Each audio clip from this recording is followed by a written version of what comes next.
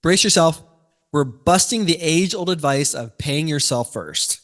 Most people hear that advice and think, sure, I'll set money aside after I pay for brunch, wine, and a little bit of retail therapy. So what does pay yourself first really mean? Spoiler alert, it's not about splurging on avocado toast, although there's nothing wrong with that.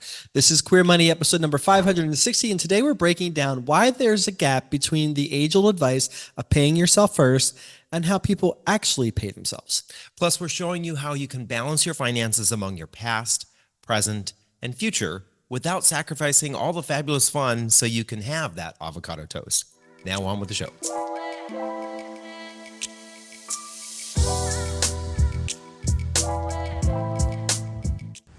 With no fees or minimums and no overdraft fees, banking with Capital One is the easiest decision in the history of decisions. That's banking reimagined.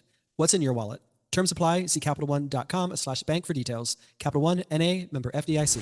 So it's 12:15 p.m. and now all I want is avocado toast. And brunch, evidently. With A little bit of mimosas. Exactly. So what does it mean? What do most people think when they think about this age-old adage of pay yourself first? Well, unfortunately, for many people, it means that they're going to set aside some money for themselves before paying their bills, before using their money on anything else. And unfortunately, what that means is that most of the time, that money goes to things like temporary self-care, getting your nails done, going out to brunch with our friends, dining, entertainment, wine, those kinds of, we think that that's paying ourselves first. But that's not true. So what is the actual definition? Per Investopedia, paying yourself first means when you get paid, you should try to put money away in your own savings or retirement accounts before spending money on anything else. So that's before splurging on the avocado toast or the fabulous new shoes, you stash some cash into a savings or retirement account. It's the financial equivalent of snatching the spotlight. You're securing your future glam life before anything else. But why is there a difference between the advice and the action? Well, the advice has turned into a bit of a soundbite without context. So today, we're providing the context. The mission of Queer Money is to financially empower the LGBTQ plus community. Join us in thanking Capital One for supporting that mission. So we were going to recommend things in a little bit of a different light here. It's really the way in which you pay yourself. It's paying yourself first, but slightly different.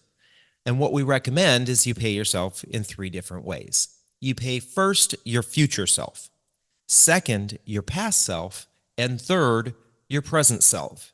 So what does that look like? Well, paying your future your future self means setting aside money for things like retirement savings, emergency savings, or important life goals like saving for that wedding or that big vacation that you want to take.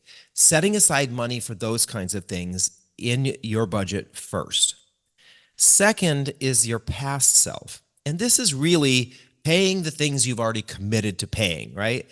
Your bills, your credit card payments, your student loan payments. These are all the things that you signed on the dotted line and said, yes, I will pay for these things.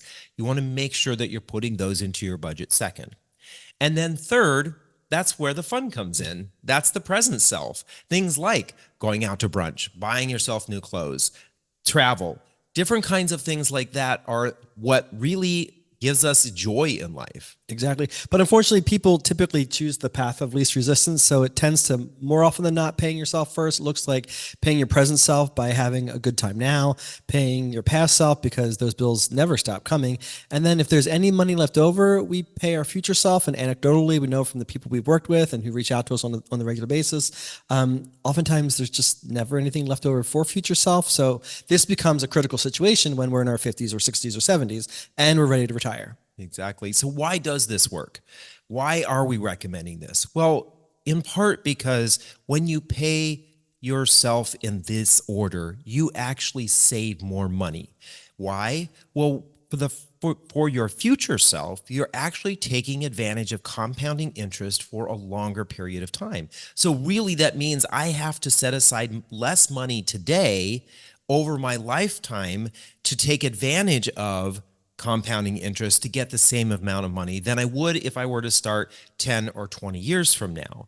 And you could take advantage of that compounding interest in things like stock market performance, real estate appreciation, high yield savings accounts right now. That's one of the reasons why. The second reason why you actually end up spending less money is because you're paying your past self regularly.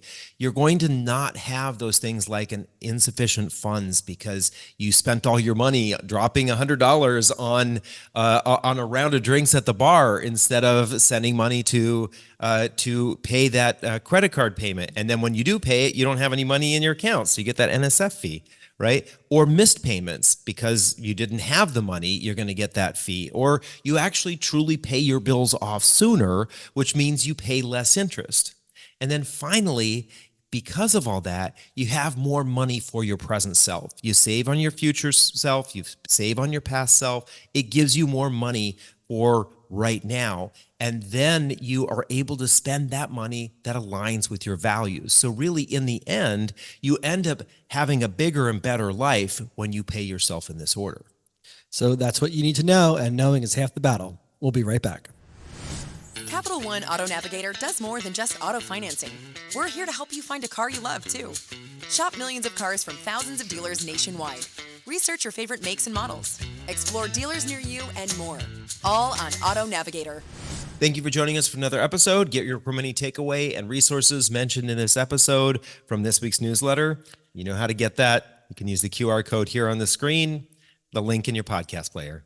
Then join us this Thursday when we list the 10 states that could completely ruin your retirement, and next Tuesday when we talk about how to make more money.